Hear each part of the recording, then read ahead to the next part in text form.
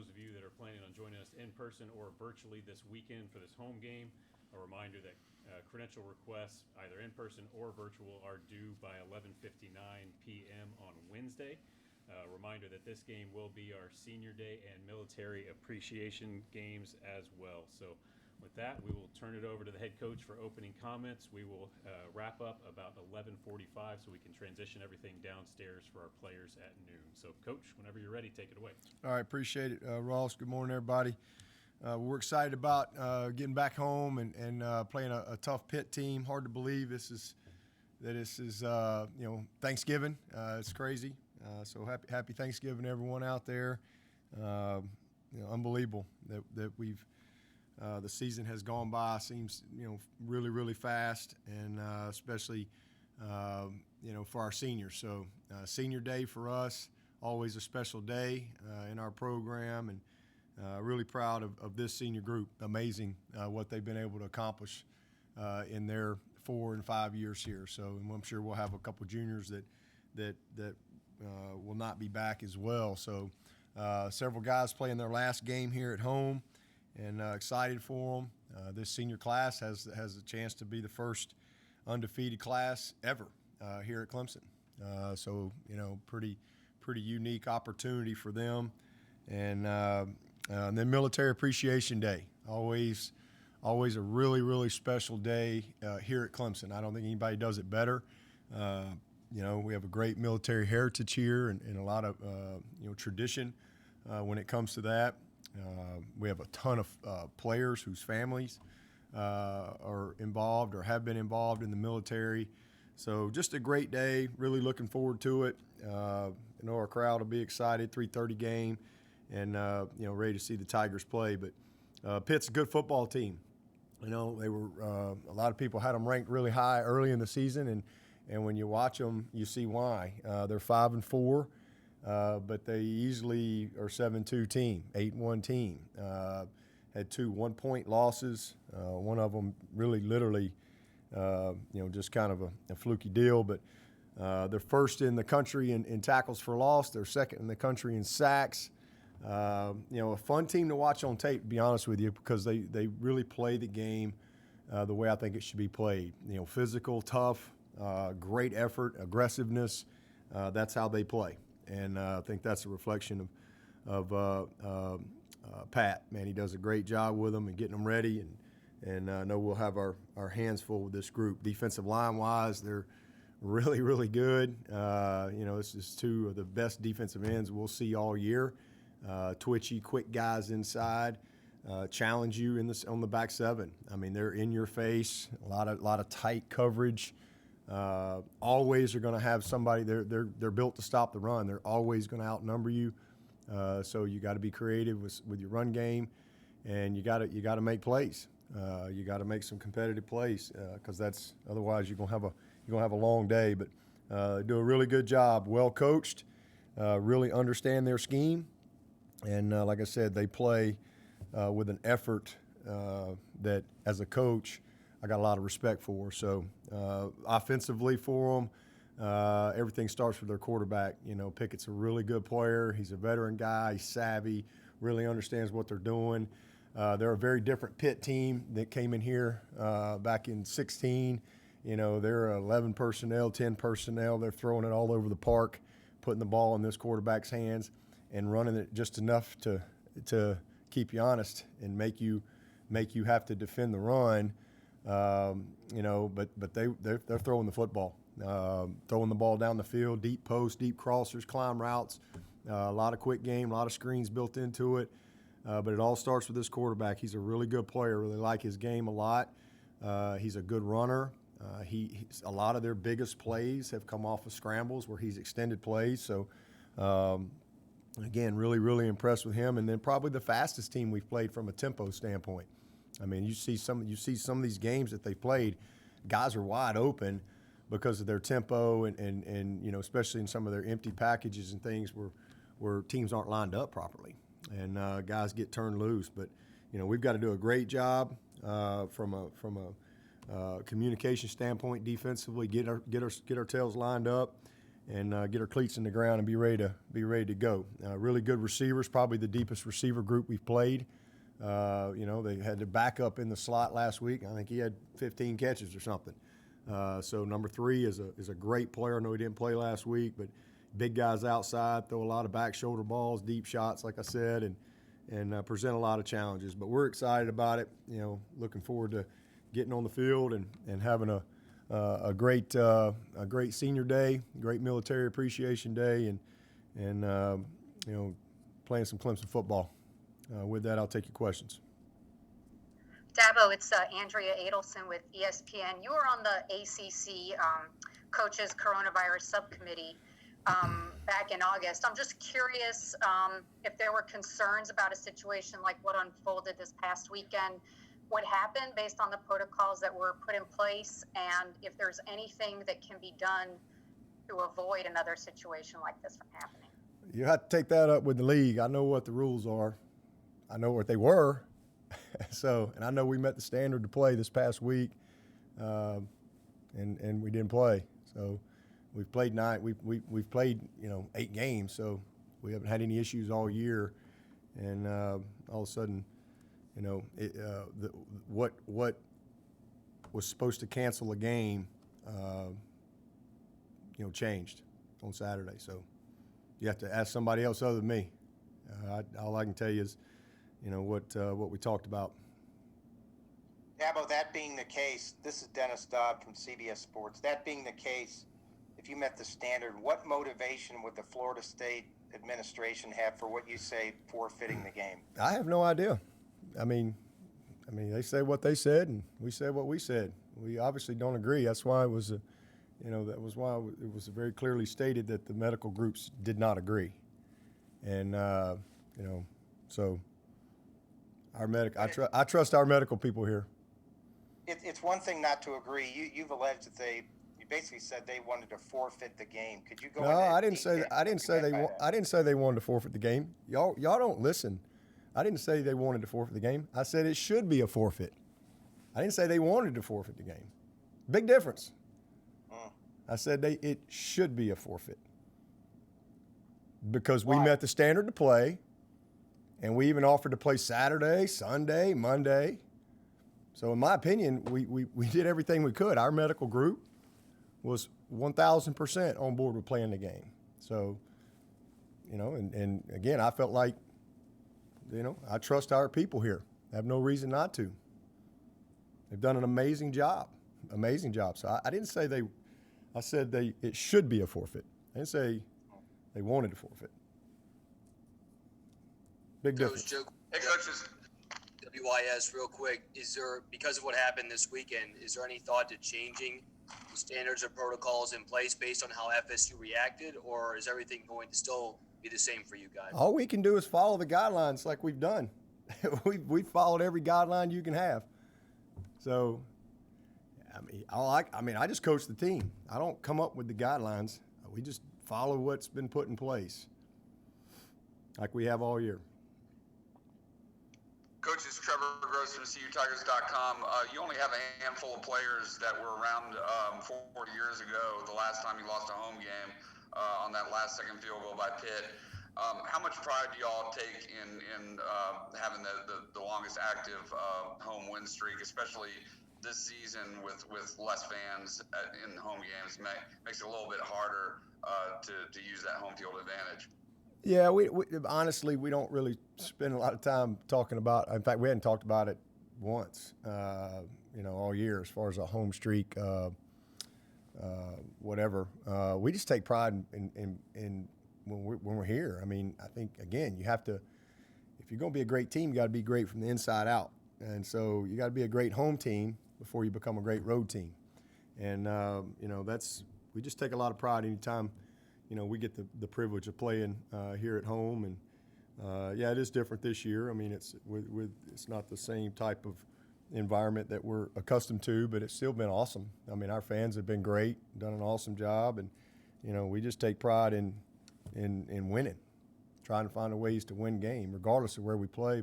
But certainly here at home, you want to do a great job in front of your home folks. Hey, Dabo, David with ESPN. It being senior day, this is obviously a unique season because the NCAA has said anybody who wants to continue playing this season won't count against them. Have you had those conversations with your guys who would otherwise in a normal year be reaching their senior year? And do you expect any of them to use that extra year of eligibility to return? I have, of course. I've had those conversations, and I do expect several of these guys to come back, and super excited about that. I mean, we've got some that I think, have already made that decision that we, they already know they're coming back, and they're not going to, come down the hill for like their last time. But we do have a few that still aren't 100%. They're kind of leaning to coming back, but, we want to go ahead and honor them, kind of like we did Christian Wilkins, if you remember. He was a senior graduate already, and he wasn't 100% sure if he was coming back. And so we went ahead and honored him as a senior, and then, as we all know, he decided to come back. So we got a few of those guys, 3 or 4 that I think are kind of leaning to maybe coming back that we will go ahead and honor because they're just not 100%, but we'll see. So, again, that's another, one of those silver linings, that for some of these guys, I think will be an opportunity for them to even better position themselves for the next level. Is there any names that you can share on that? And also, how do you guys plan to address sort of the roster crunch that will inevitably follow this, whether it's not next year, but the year after or beyond?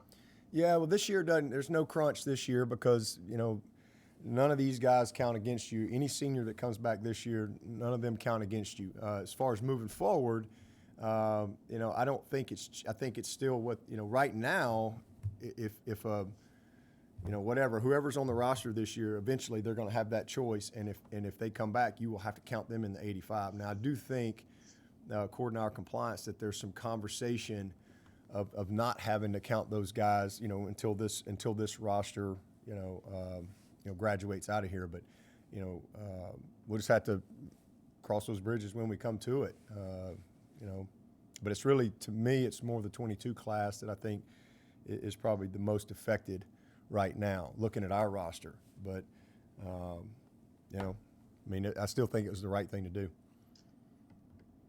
And I'm not going to get into any names or any of that. Our guys, those are private conversations. And like I said, there's a few of them that y'all will probably figure out that have already decided they're coming back, and there's some others that just hadn't made that decision yet that I think will come back. Dabo, this is Pete at AP. I mean, this could be Trevor's last home game.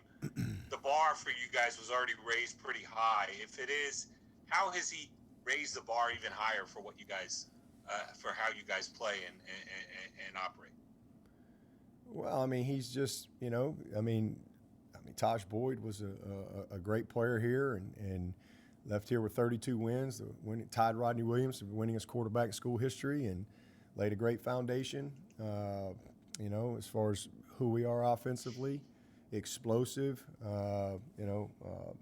dynamic quarterbacks, and certainly Deshaun, took us to that next level, and and then Trevor's come in and took us to our first undefeated season national championship. First 15-0 team, I should say. But he's just done an awesome job of you want to feel like you made the place better, and he's done that. And so the standard is set by all those guys as far as their love of preparation, their work ethic, their character, their will to win, their leadership, their belief in love of Clemson, all those things. So, that's pretty much the standard that we expect, from that position. And, I'm really, really excited about the young guys we got on the roster and guys we're recruiting. Hey, Dabo, it's Josh from the Post-Courier. I know you're probably a little tired of the back and forth between you and Coach Norvell, but I was just wondering if you had any reaction to his comments from yesterday. I think he said that football coaches are not doctors. Just wonder if you had any reaction to that. We're not doctors. I'm not trying to be a doctor. I just listen to the doctors, So, listen, I'm not really worried much about what they say down there in Tallahassee. That's for sure. I've been in this league 18 years. I've been the head coach here 12. All right. They've had 3 head coaches in 4 years. So decisions that they make, I'm not going to worry about advice from Tallahassee. I trust the people here, and I trust our doctors 100%.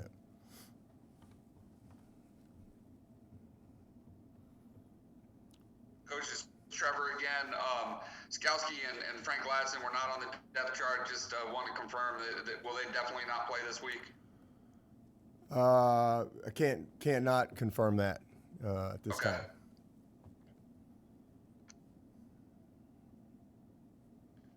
Dabo, Pete again. How about some of those defensive guys who've been missing?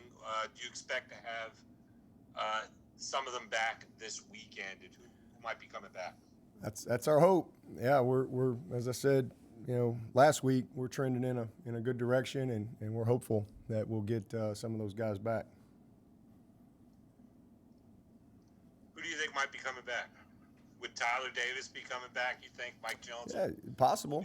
Yeah, I think they're all, we've had some extended time off. So hopefully, we'll have a few of those guys back, but we'll see. They're all day to day. Coach Doug Warshall again, WIS. How would you describe just the mindset of this team right now after what just kind of transpired this past weekend and now turning the page? Just how would you describe them in practice and where their focus and approach and excitement is for this upcoming weekend? I mean, they're great. It's just what we do. I mean, they had a great practice last night, and they had a good day Sunday, just treatment and all those type of things. But really good Monday practice, and we'll have a great Tuesday practice today. I mean, they're just excited about playing football and looking forward to a great matchup with Pitt. These guys, I mean, it's easy to turn on the tape and have a lot of respect for this bunch that's coming in here.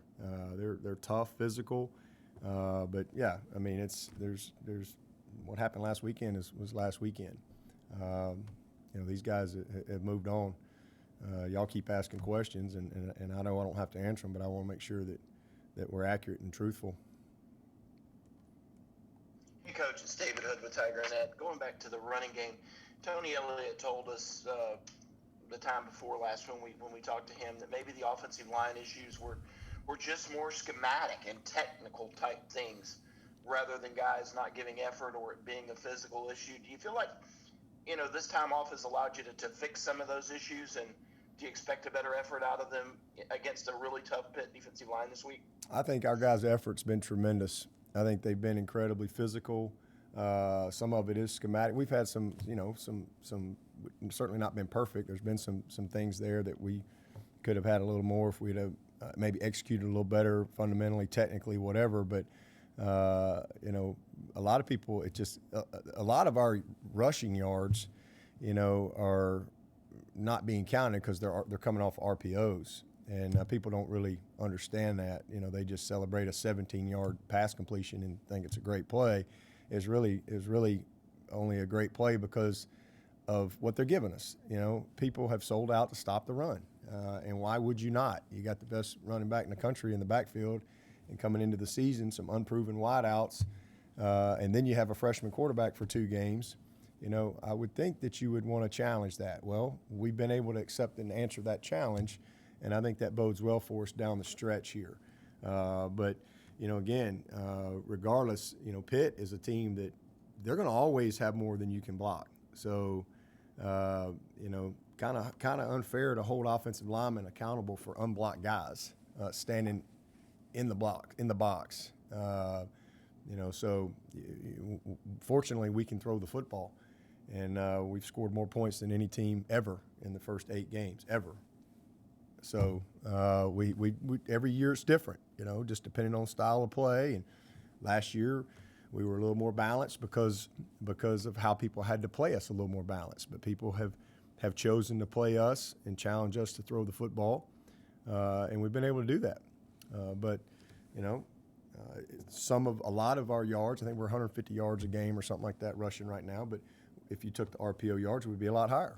But those things are triggered based on what happens post snap. And I'm thankful we got quarterbacks that can can make those decisions and give us a chance to be successful. So, we've been explosive. We've, like I said, scored a ton of points. We're throwing the ball as well as anybody in the country, and we're doing it without some of our best players outside. So really proud of what we've been able to do from that aspect. But I do think the fact that we've been able to demonstrate that, that's going to help us schematically in some of the run game things down the stretch here. Dabo, Larry Williams with TigerIllustrated.com. The frequency of RPOs the last two games, was it about the same as usual with DJ in there? Oh, yeah. Yeah, absolutely. I mean, it's a massive plays with DJ, but for the same reasons. Again, that's just how we're built. We're not going to just, again, hand the ball off and run into unblocked guys. That's not real smart as a coach, and that's why you have these things. So the quarterback can run it. We can hand the ball off. We can pass it, or the quarterback could keep it and run it. There's a lot of these things that are built in, and these quarterbacks, Street does an awesome job schooling them up, and our guys, you don't really ever know where the ball's going to go until it's snapped. But absolutely, had a bunch of big plays. The touchdown, not a touchdown, was an RPO to Cornell in overtime. I mean, that wasn't a pass call. That was could turn into a pass, and that's what happened. So, just again, that's football today. It's basically option football. A lot of things can happen post snap. That's why you got to have a really schooled up quarterback, and you got to be good at everywhere. I think you have to be able to throw the football, to be honest with you, to win today. I don't think you can win if you can't throw the football, not at the highest level. I don't think, to me, I'd be much more concerned if we couldn't throw the ball. We'll be just fine. Again, you can stop the run. But you got to be committed to that, and you expose yourself in other areas. So, we've seen a lot of teams committed to stopping the run against us, as they should. I'd do the same thing. And fortunately, we've been able to win some matchups. And, Amari's had a great year. Cornell's had an awesome year. We've had, tight ends that have had great years. We've gotten the ball to the, we're not allowing people to take Travis Etienne. He's averaging more yards than he's ever averaged in his career. Averaging 140 yards a game, leads the ACC. And so, we're not allowing people to take him out of the game. If they're, we're gonna make sure we take advantage of the matchups, and we've done that all year long. Travis is, as I said last week, he's one of 4 guys in the last 20 years to do what he's done, rushing and receiving. The last guy to do it is Saquon Barkley. So, I mean, he's had an amazing year. We've just had to do it a little differently, and that's okay. Name of the game is points. And, again, we've scored a bunch of points, and hopefully we can continue to do that. You mentioned post-snap decisions. How hard is it with people, doing so much to stop Travis, to see those things like at the last sort of instant and be able to get the ball out, out on the perimeter when the numbers dictate that? And I don't think it's that hard if you got good players, and we got good players, and this is what they've done. This is what happens in high school. This is what these kids have done, and it's what you're seeing at the NFL level now. Same thing. It's all trickled up these days. So I mean, I think if you're schooled up and you're well coached and you're skilled enough, I mean, it's you have to have experience and confidence in doing it, but if your eyes are on, you have to be very disciplined with your eyes, pre-snap and post-snap. But I mean, I don't think it's very hard for a guy like Trevor Lawrence or DJ. Those guys have, Streeter, like I said, has done an awesome job. They're well schooled. They're well prepared. They don't get fooled very often. And, as a result, we've been able to, now we don't always win a certain matchup, whether it be handing it off in the run game or throwing the ball. But what you want to do is give your guys the best chance to be successful. And, that's where football is today. That's why it's really hard on defenses, because if you got a really good quarterback that's equipped with the tools, it's hard to be right. So, this is what they done. This is what Trevor did in high school as far as, ball handling, decision making, post snap. That's what all these kids do nowadays.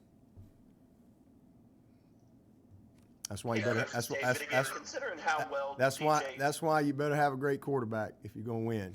You need these teams. If you win nowadays, you better have a quarterback. It's David again. Speaking of those great quarterbacks and how well DJ played, have you guys considered giving him a series here and there during crunch time just to kind of keep him in the flow of the game, or is it more at this point, because Trevor hasn't played in a month, just letting Trevor go out and take all of the swings that he can get? I'm not going to get into anything like that schematically as far as, how we may manage or not manage a game at this point. Those are all to be determined type things. Dabo, it's Phil Kornblut. First playoff ranking comes out tonight. Last thing the committee has seen of you guys was that Notre Dame game. Do you worry that being out of sight, out of mind, not having played in a while, that while other teams have played and won impressively, like say maybe Florida, committee might use that against you guys, not directly against you, but think about other teams that have been playing recently and playing well and winning, and they might scoot ahead of you? I mean, we've played 8 games, so we've played more games than most teams are going to play all year. We've played more games than some of the leagues even have scheduled. So, I think that's their job, is to evaluate not just a week or two or last week, but evaluate the whole season. We've had one loss to the number 2 team in the country in double overtime at their place in an unbelievable game, an incredible game. So I think they got plenty to evaluate Clemson on. So, it don't matter. They can put us 1, they can put us wherever they want to put us, and it doesn't matter. What matters is, for us, is trying to get to the ACC championship. That's what matters. And to do that, we got to beat Pitt. So, it doesn't matter what they say tonight. What matters is how we play Saturday against Pitt. If we take care of business against Pitt, then we move on to the next one. And if we can stay on course, then hey, we control our destiny. We have the opportunity to go compete for the ACC, but we've got to earn our way there. And if we get there, the ACC champion is going to be in the playoff. Just that simple. So, not really worried about what happens tonight on at this point in the game. We got a lot of work to do to get there.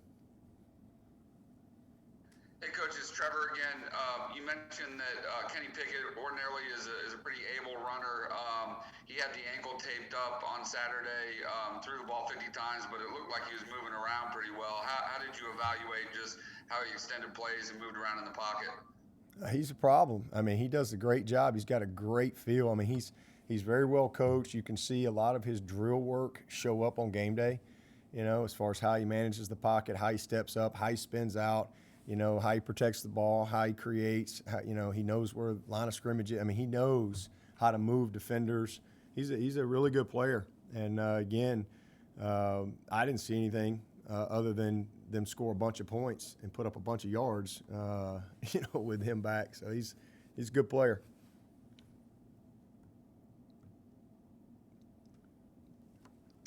It's David again. I have to ask.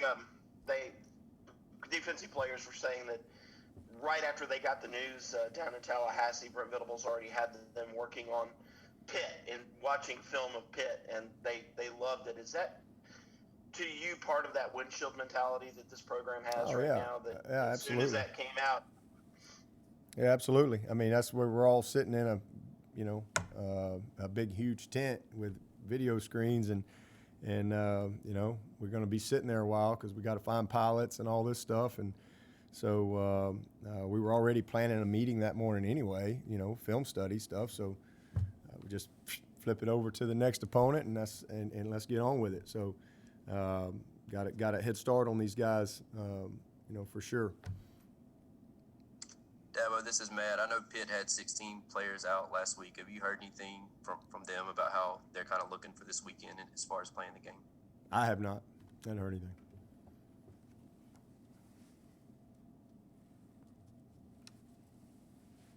And I know Dan said there was a meeting scheduled for sometime this week with Florida State and the ACC to try to make up the game. Do you know if that has taken place or when that might be coming?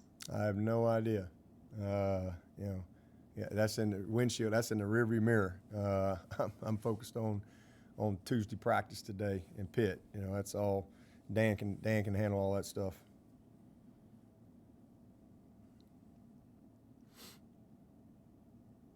Any other questions for Coach Swinney? Coach, it's Trevor again. I'll ask another one. Virginia Tech has a really good front seven. How impressed were you with what Pitt's offensive line was able to do on Saturday with 3 freshmen starting in that game? I mean, they did a great job. I mean, scored a bunch of points, had a bunch of yards. Their tempo is a problem.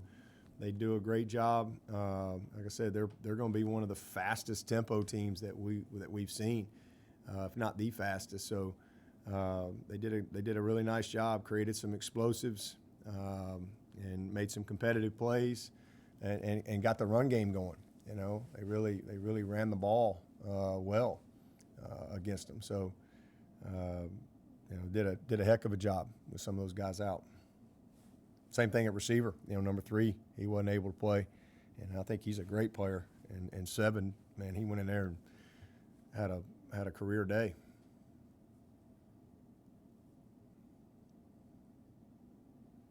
Anything else for Coach?